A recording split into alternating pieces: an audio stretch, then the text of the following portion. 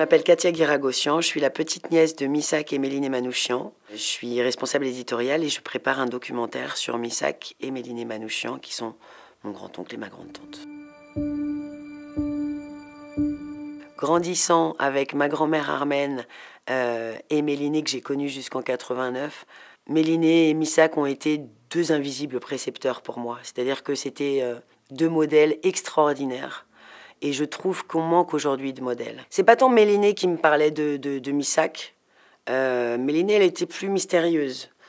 C'est plus ma grand-mère armène, que j'écoutais religieusement et qui me racontait beaucoup d'anecdotes sur Missak, sur la guerre, sur les résistants pour lesquels elle s'affairait, elle leur faisait à manger, elle cachait les armes dans le placard. Mais elle était très discrète, c'est-à-dire qu'elle travaillait énormément, elle était couturière. Elle se mêlait pas en fait des réunions, mais les réunions avaient lieu chez elle.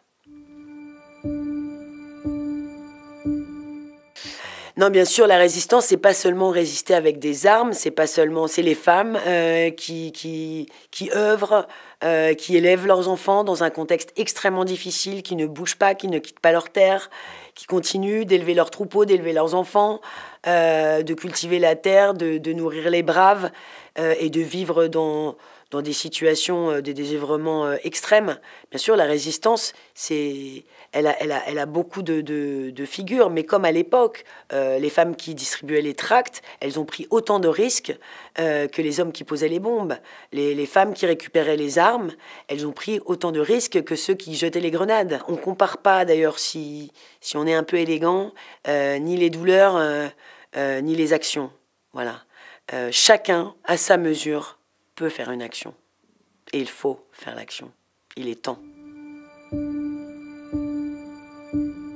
Ce qui était beau chez Missak et ce que j'apprécie, c'est que c'était un poète. Et que pour lui, ça n'allait pas de soi d'ôter une vie. Voilà. Même si c'était son pire ennemi. Missak est entré en résistance, sans regret, sans remords.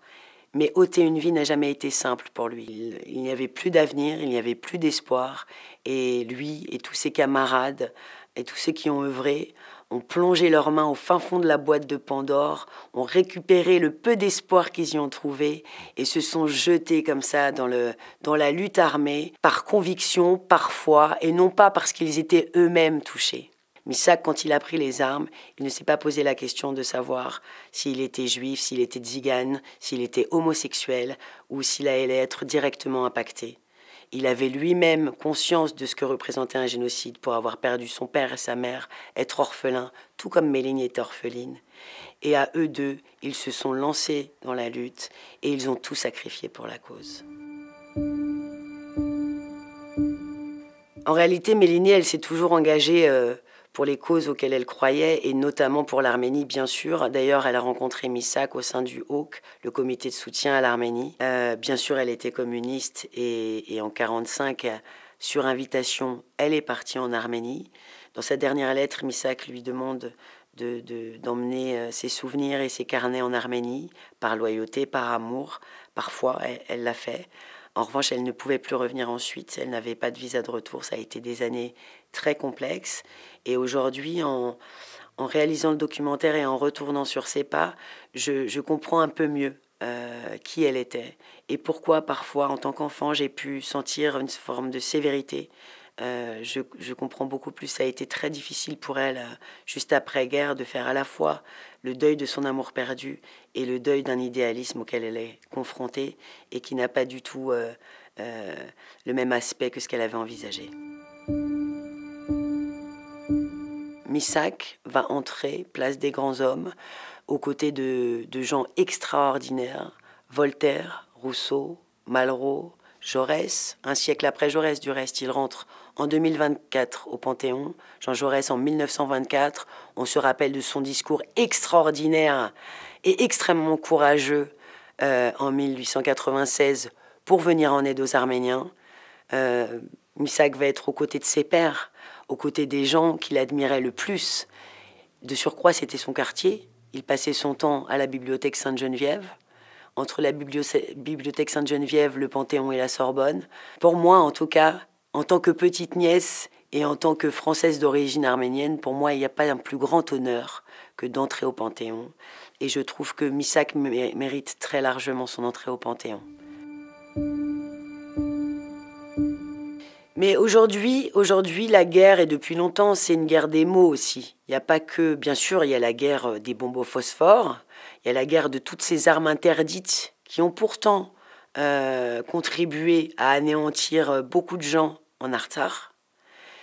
Mais c'est aussi une guerre de communication, une guerre de mots.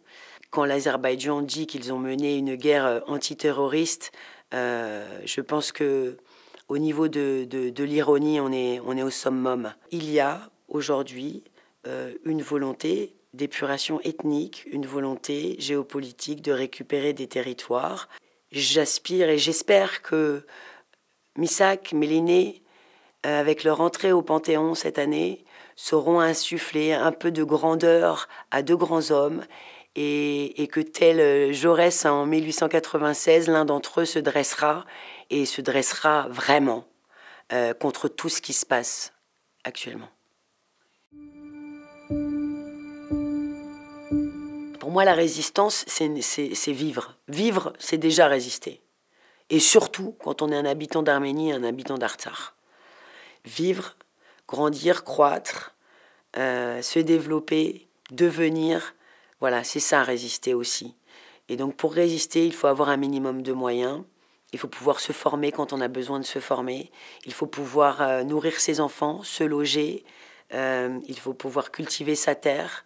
Et le Fonds arménien de France, avec les différents projets qu'il mène à bien, parvient à redonner non seulement un espoir, mais une vie concrète à des gens qui ont tout perdu. Il y a beaucoup de palabres, il y a beaucoup de... Et je trouve qu'il faut arrêter avec les mots et qu'à un moment donné, il faut être un peu plus actant. Voilà. C'est bien les gens qui parlent, c'est bien les philosophes, c'est bien les donneurs de leçons, c'est bien les gens qui ont une conscience intellectuelle et qui sont susceptibles de le transmettre.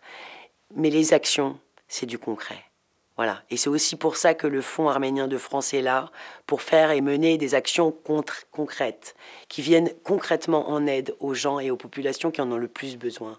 Il est temps maintenant de mobiliser les troupes, de mobiliser toutes les forces et de venir en aide concrète à ce petit peuple qui est capable de si grandes choses, la preuve de ces deux petits orphelins qui vont entrer prochainement au Panthéon, qui sont l'honneur de la France, l'honneur de l'Arménie et l'honneur de tous les humanistes et les combattants de la liberté du monde entier, et qui portent un message très fort d'universalisme, de solidarité et d'unité.